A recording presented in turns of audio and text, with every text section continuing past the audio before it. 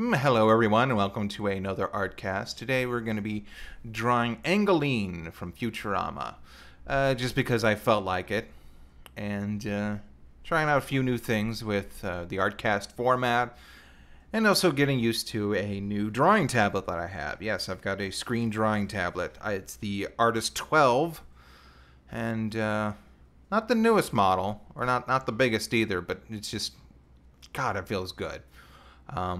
Just drawing right on the screen for a change, and not having that weird disconnect between the blank tablet and looking up at the computer,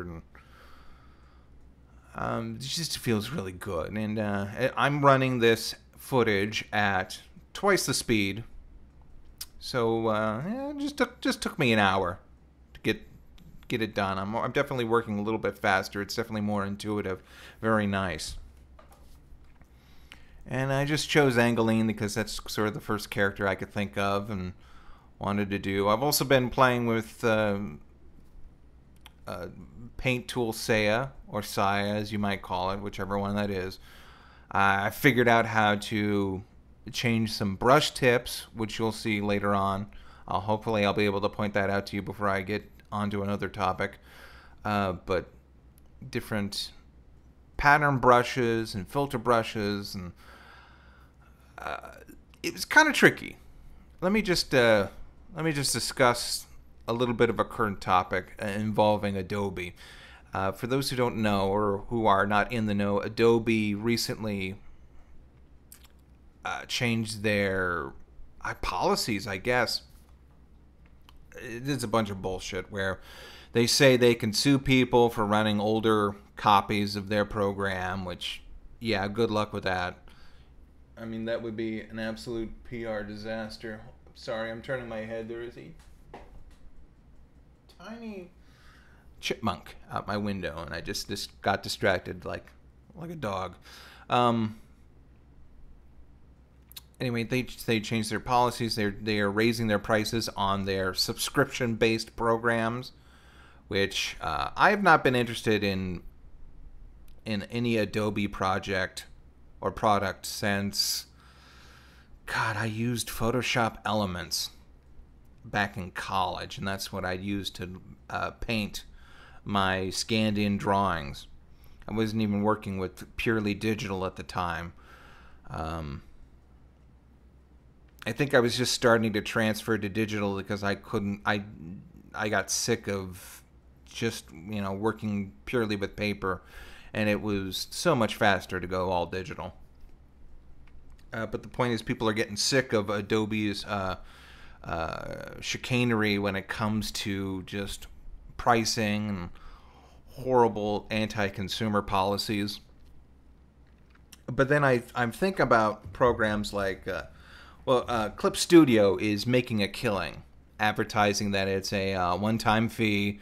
You get all these tools. You get 3D tool designs, and it's a great alternative.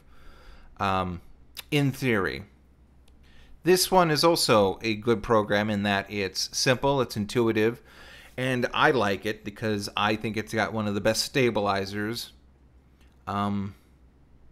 Just out of any program I've ever used, I've fallen in love with Saya's stabilizer, and I've been using it ever since. Although I have a copy of Clip Studio, and I've gone in to futz with it and play with it, and mainly use it for the different, way more powerful brush tools that you can get. But backing to my point a little bit, like I said, I had to figure out some tutorials to get new brushes into this thing. There's no user menu from the program itself. In order to load in new brushes, you have to save a file as a bitmap, and then you have to go into Paint and save it as a 240 whatever format, a specific format to make it work. You have to drag that file into the brush head folders and the brush texture folders, and then you have to make a copy of a different internal program and then save that as a copy of the brush. You have to rename it. So you can totally see why this is not user friendly. And that got me thinking, well, what's the industry standard? And that's probably why Adobe thinks it can put everyone over a barrel when it comes to industry standards and user accessibility. Because when you look at any sort of job posting, it says, well, we're looking for Adobe Flash and Adobe Photoshop and Adobe What's-Its and Adobe Who's-Its, because that is the supposed industry standard. You can't go, I mean, if I said, it would be an uphill battle for me to go and say, well, I've been using Saya for about 10 years now, which I think I've been using it for 5, but I've been going digital. I've been digital for well over 10 years, going all the way back to college. God, I used something called, I used this program, this vector-based program that came free with my old ancient laptop. I forget what it was. It was something 8. I'll have to look that up. But the point is that what's going to happen in the years to come? Will Clip Studio be a viable alternative for people going in and saying, well, I don't use Adobe Photoshop because it's too expensive. I've been using Clip Studio. And will they say, no, we only want Adobe Photoshop users because that's what our program is set up for? I think that's always open for change. I remember going back to let's see, you have the start of Foster's Home for Imaginary Friends, and you have Craig McCracken saying, well, I'm tired of sending all of my storyboards to Korea and then having that animated and then having send it back and then having to change that. Let's look into Flash. And I believe when they started Foster's Homes, they started working with not maybe Flash precisely, because there are tons of alternatives like Toon Boom. Toon Boom is another good industry standard, and I believe it is a one-time payment for that program. So you could extensively download a copy of Toon Boom and then work your way into a studio gig. Okay, here's the brush tip I was talking about. I loaded in, basically, instead of the single tip head of the brush that's a circle, I made a brush that has 2 heads. And that works great for things like arms, or straight arms, and tails, and things that just basically need 2 loops. And it's just a good guide for anything that I'm using. And of course that opens up the world of opportunities for different things. But I was like saying, well, the industry standard could always change. I mean, at first there was no like Flash. That was something that got started when like Mucha Lucha came out. I remember the story of I forget his name. He's the very, very prolific Mexican animator. Made Book of Life and El Tigre, and he basically, the story goes that he had a job at a studio and they shut him down. I think it was might have been Warner Brothers, or it was either Warner Brothers or DreamWorks, and basically just said, I believe the studio went under and they said, well, here's your severance, and they just told people to like take whatever equipment they wanted. And he called up his wife and they took a bunch of computers home and they started playing with Flash, and they literally sold Mucha Lucha to Warner Brothers Animation, which at the time I sort of I stuck my nose up at Mucha Lucha, and it was like, this is like really bad compared to whatever was on. Oh, pardon me. I'm really choking on my own hubris. Teen Titans was on at the time, and Jackie Chan Adventures, and just like really, and I would still say today that those are superior production animation compared to Mucha Lucha. But Mucha Lucha was the stepping stone to a lot of really fantastic techniques that are even used in just regular hand-drawn animation. We now everything's sort of digital. And so I'm thinking, like, well, the industry can change. But for right now, whenever you look at a listings for a job, it's all Adobe Photoshop this and Adobe Illustrator that. So they want that. Now, if I can go and explain, well, I can export all these files in Photoshop, or, you know, that's one thing I really like Seiya to do. I would really like them to have some sort of vector format to export this in a vector format, so I can put it in other programs, and that would be easier to animate. Again, I could do it like in Toon Boom, where I just put it in and it would save the vector data, which I'm working on right now, as you can see.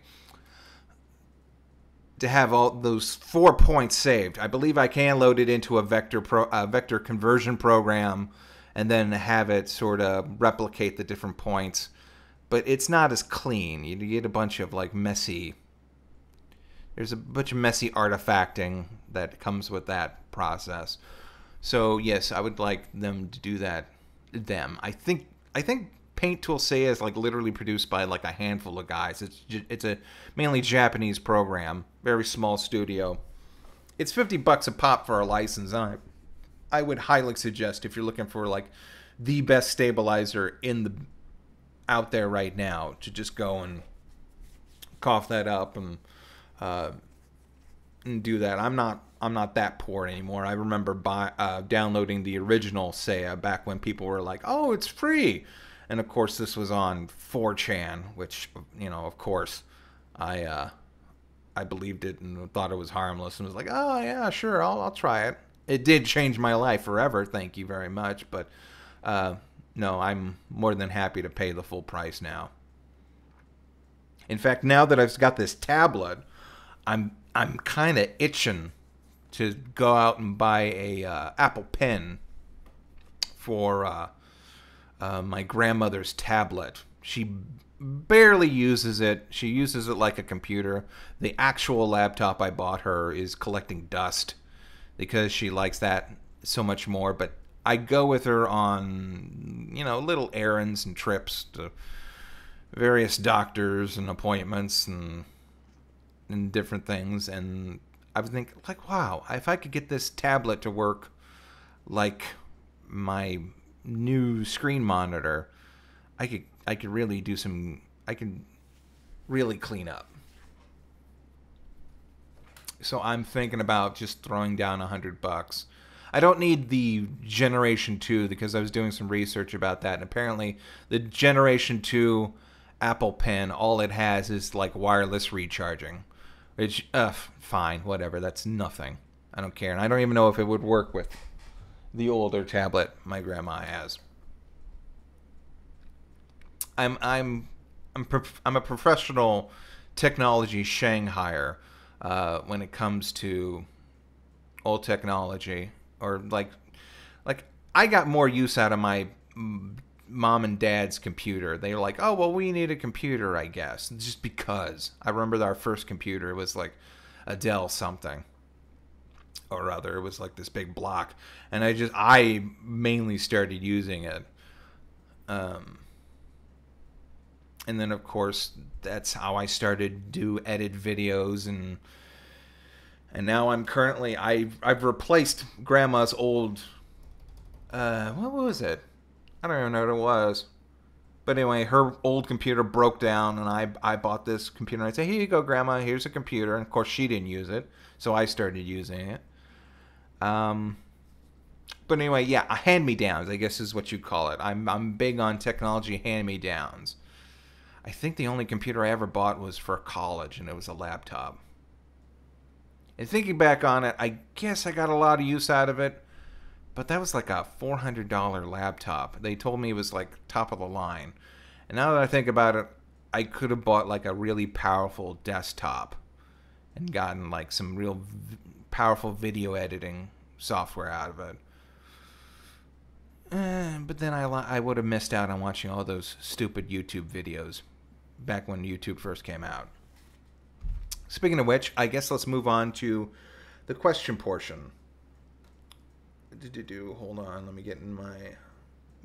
I took a screenshot of the question.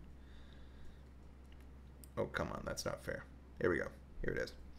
Okay, instead of taking questions from chat, I just said, what questions do you want me to answer in an Artcast? And I got one from Dungeon Master 11 at DMXI on Twitter. Do you plan on re-uploading or reformatting any of your Missing Familiar Faces episode? Like the one about the cartoon openings, which personally introduced me to Cyber 6 years ago. I'm very happy I was able to do that for you. Cyber 6 is a fantastic series. And the Killer Tomatoes versus Killer Clowns videos. Okay, when it comes to those old videos, I had to take them down because basically Look, we all know YouTube is a shit shack on fire. It always has been ever since Google got its hands on it.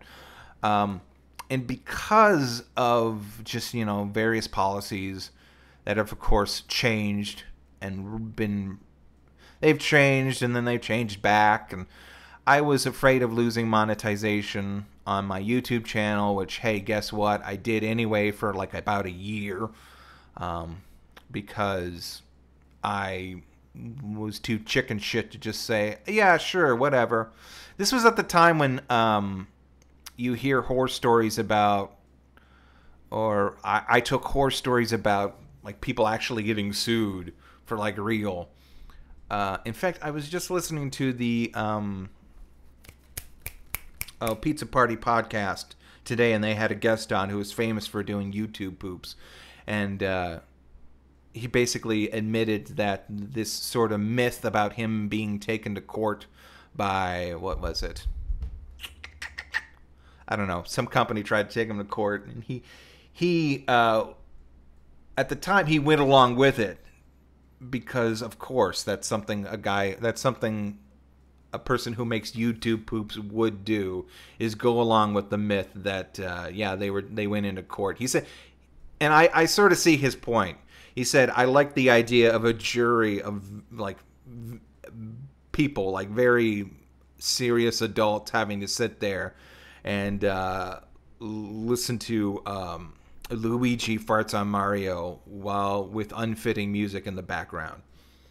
He liked that idea and then sort of perpetuated the idea that, oh yeah, these companies will totally take you to court. And it's like, I've sort of learned from then that no, we are now living in a gray area of legality when it comes to YouTube, because they don't really have any legal authority to take these videos down, but YouTube and Google will gladly oblige, and they have no human oversight, so that's just what happens. So, will I reformat and put them on? I don't know. I've tried to do that with the Killer Tomato video many, many times before, and it always gets flagged. I don't know why. No one gives a shit about Killer Tomatoes, and the reason why is because no one knows. When you try to talk about it, they always flag that shit. I don't know who owns Attack of the Killer Tomatoes. It's probably no one. It's probably one of those bullshit YouTube third parties that I always pop up on my my claims every once in a while. It's like, we're some French company that owns the French rights to this show. And it's like, well, first of all, no, you don't. I looked it up. You're just flagging random accounts and hoping that people won't counterclaim you, so you can like pick up pennies a day. You. What is that? That was around 19 and a half minutes. I may have to bleep that. You can't do that either now. You can't say 1934. Okay, I'll bleep that too. Yeah, I was watching a Game Grumps video and they said, oh, we can't curse in the first minute. I was like, what? And also, Red Letter Media, I believe, started bleeping some of their stuff too. Again, but I think it was like in the first 10 minutes. Because I remember watching another video and they cursed up a storm. So you never know. That's the problem. There's no standard. unless you have like millions and millions of viewers. I mean, shit, you can show a dead body and just lose like a little bit and still have your fucking calendar sitting on at Walmart. I saw a Paul Logan calendar, like it was just just nothing. It's like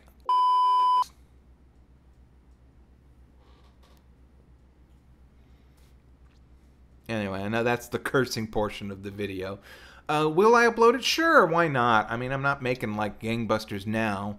I'm kind of more doing this just for exposure. And that's okay. You can pay yourself an exposure. It's not bad if you do it. But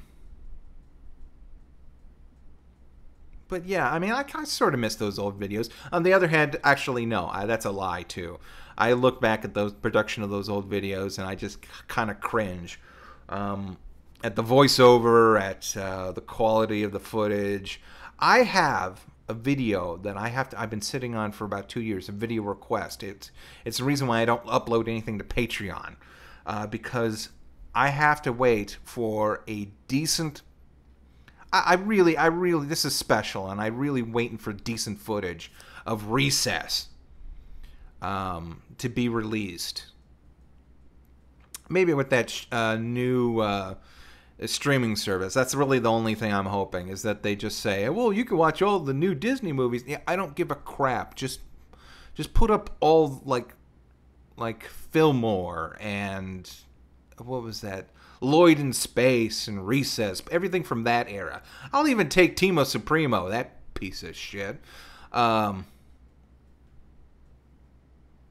was just, okay, well, actually, now that I'm thinking about it, Timo Supremo, the sister on that was like a chill version of Candace. Because she was just like, oh yeah, sure, I'll help you. Because she was always studying to be something else. That was her bit in the episodes. She was always like, I'm going to be a professional electrician. I'm going to be a professional dentist. And it always somehow helped the gang. But, God, what a freaking ugly cartoon. But yeah, that's sort of the... And again, that ties back into, your audience, us, the people.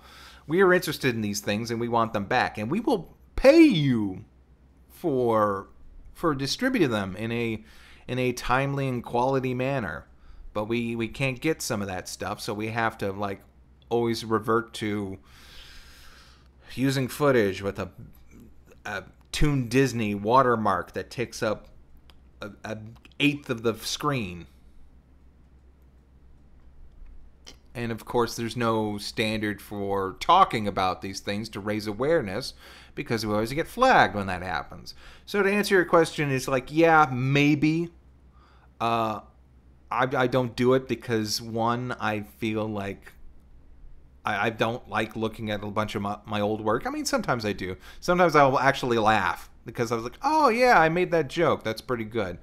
But other times I just like, I make it and forget it. Like I think other good, artists do, is they just kind of keep having to move forward.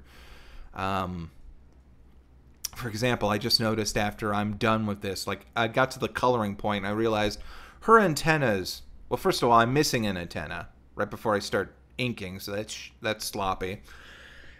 Also, her antennas are much longer and much thinner, so I was not happy with that, and I was disgusted with myself, and I threw it up on DeviantArt just to get something out. And then I put it on Twitter, and I saw, oh well, people are liking it, and I looked at it again. I was like, you know what? That doesn't look bad. That doesn't look too bad. So I guess that's the life of a piece of artwork. It's like you're working on it, you're sort of excited in the sketch phase of it, and it looks good, and then you start inking it, and it looks a little weird, and then by the time you're done with it, you're disgusted with it, and then you come back and revisit it, and it's like, oh well, I guess it's not as it's pretty decent. I guess I'll do this again tomorrow. But anyway, yeah, to answer your question, yeah, maybe. That doesn't really help you, but why not?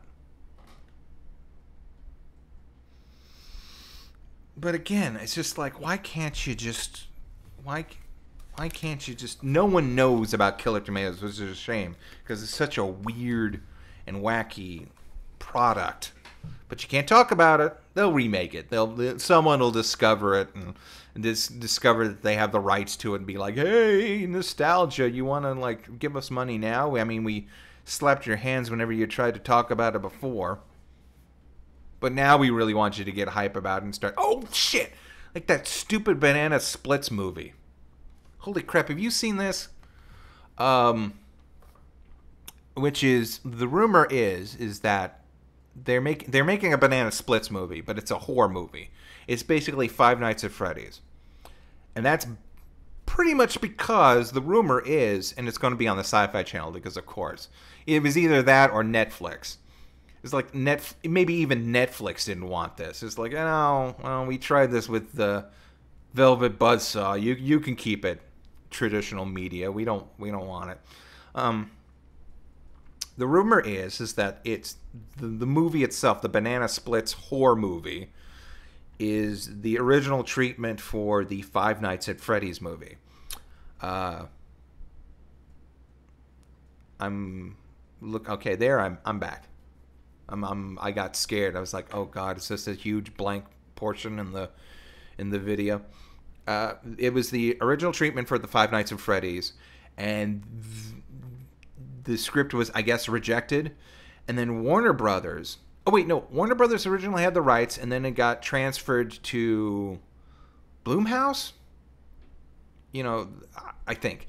But anyway, they had the script, and they were like, okay, well, what do we do? Do we make, I don't know, an original idea? Or do we look through our vaults about what we have? And of course, they have the whole entire library of the Hanna-Barbera collection. And they go, oh, the Banana Splits. We've got, so they're kind of like Five Nights at Freddy's. Let's just reskin. Let's just reskin the movie and then call it the Banana Splits.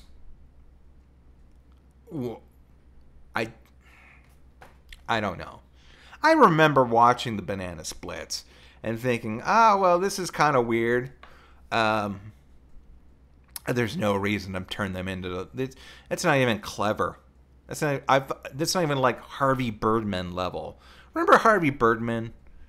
That was an amazing show, and that was lampooning all of like the old Hanna-Barbera library in a way that was sort of like saying, this is all old and stupid, but it was all like fun and also kind of fresh and interesting. I mean, he was a washed-up superhero, became a lawyer. That was awesome. And Bird Girl. I should draw Bird Girl again. She was great. But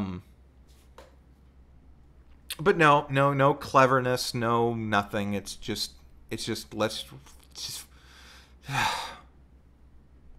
Although I did learn something when I was researching, like, is there anything to the Banana Splits? The only thing I can remember is that I thought the Banana Splits were a ripoff of all the old Sid and Marty shows, like Cecil the Sea Monster. Cecil? Or is it Sid? Or I'm thinking Beanie and Cecil. But anyway, like Lidsville and H&R Huff and Stuff, or whatever it's called. Way before my time. But I thought that the Banana Splits were a response to all that Sid and Marty Kaufman stuff. I thought it was like, oh, well, you know what? This is popular.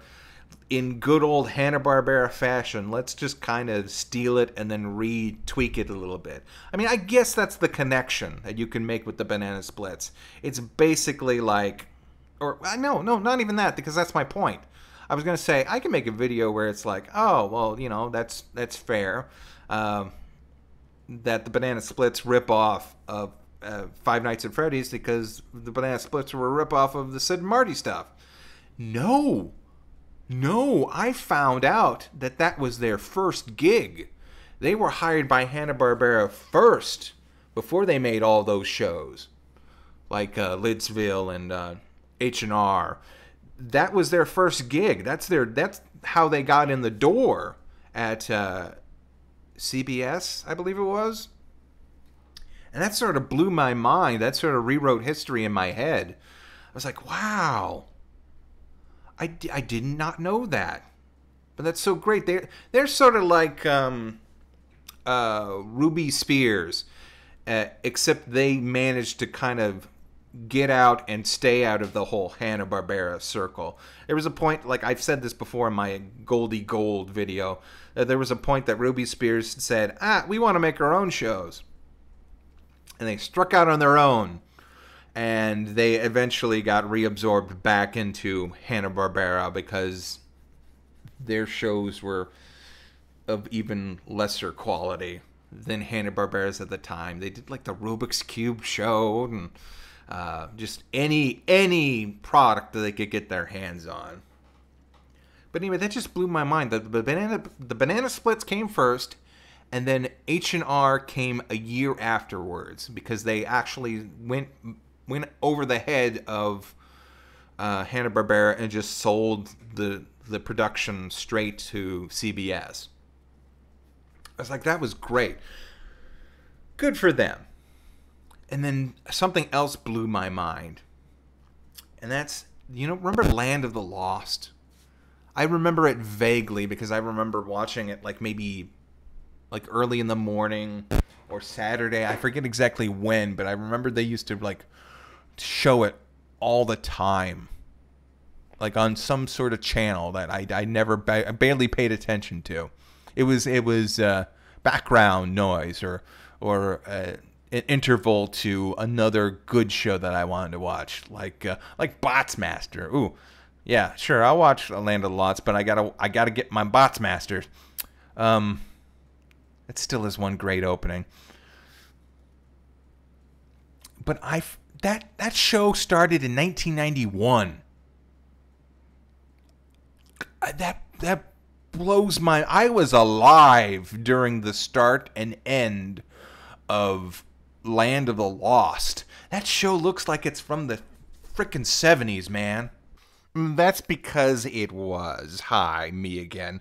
For some reason, Wikipedia has decided to list Sid and Marty's work from most recent to less recent, and they don't seem to specify between the two different Land of the Losts that they have. There's, of course, a Land of the Lost from 1974. That's the original version I was thinking of with the bug-eyed reptile people. And then, of course, there's a 1991 version, definitely more updated. The little girl appears to have not fallen from the land of the future, but from the land of Blossom.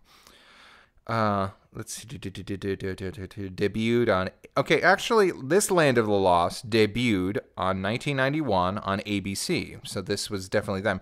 Reruns were later picked up by Nickelodeon from 1995 to 1997. Okay, that makes sense. That kind of reminds me how Nickelodeon would also run episodes of Tiny Toons and Animaniacs for a little while there. Even though they had their own collection of Nicktoons at the time. Yes, original broadcasting, ABC's. Yeah, it looks like... yeah, Croft. They made this version too. Interesting. But like I said, I barely registered this as... I don't think I've really... To the 1995 to 1997. I must have seen this going over Grandma and Grandpa's. But it must have never registered because the Sleestaks from the show are just so iconic. They've got those... They're almost like insectoid than they are reptile. And these look vaguely like... I don't know, they look like Power Ranger villains. Or like the Next Mutation villains. Remember that TMNT TV show? Yeah, I mean, the effects obviously look much better. It's more akin to something like Jim Henson Productions. In fact, I'm surprised they don't have a hand in this, but it's still the Croft Entertainment, so they must have just updated their technology a little bit. Okay, a list of only 26 episodes. No wonder I barely saw this thing. I bet this thing like was like aired like solely on maybe Saturday and Sunday, maybe the weekends. I for 2 years. When would they air the 26 episode for 2 years? Although for one like half a year, uh, what was it? It was at Comedy Central. Yeah, I think it was Comedy Central. For half a year, Comedy Central showed the Clerks animated series on the weekends, back to back, 2 episodes. And I think they did that for like about 6 months because they just had the rights to it. And there's only 6 episodes in the whole damn series. How the hell do they manage that? But anyway, there's the final product. And yeah, this was fun. I hope we enjoyed this new format. And like the drawing itself took an hour to make. So I can hopefully, if I keep up this pace, I can hopefully post more frequently and just discuss various topics. Anyway, everyone, take care, enjoy yourselves, and see you next time.